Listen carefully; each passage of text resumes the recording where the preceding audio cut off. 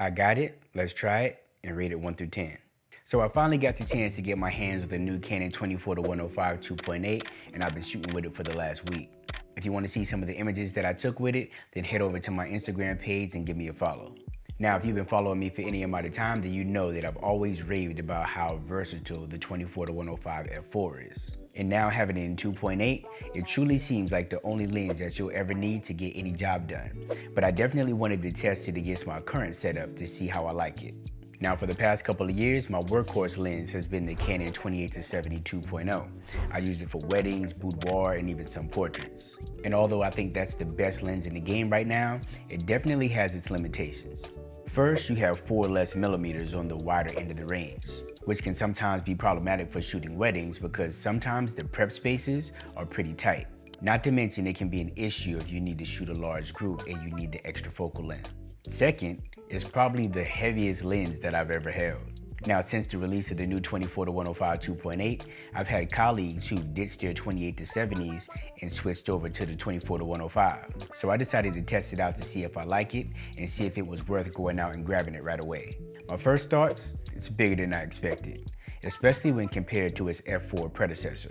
The size can also be really inconvenient in respects to having to store it. It's too big to stand up in my camera bag vertically like the other lenses, so I have to lay it down flat and it takes up a lot of space, about as much as my Westcott FJ200s. But even at its size, it's still significantly lighter than other zoom lenses, especially considering it having such a vast focal range. In terms of performance, the internal zoom did take some getting used to since I haven't had to deal with that since the EF 70-200. It wasn't really an issue, but it was just different. The zoom ring is easy to use, unlike the 70-200. You can actually cover the whole focal range just by moving your index finger and your thumb. Overall, it's a really sharp lens. Definitely sharper than its f4 counterpart, but personally I don't think it's as sharp as the 28-70 2.0. The autofocus is really fast too, even at close distances, but keep in mind it's not a macro, so you can't get too close with it. And last but not least, it has Inbody Stabilization, which always comes in clutch. Now, do I think this lens will replace my current setup? Absolutely not. The 28-70 is an amazing lens and it's a zoom that performs like a prime.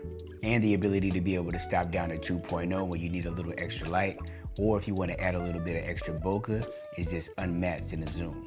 For somebody that's just starting out, the 24-105 2.8 is hands down the first lens that I would buy.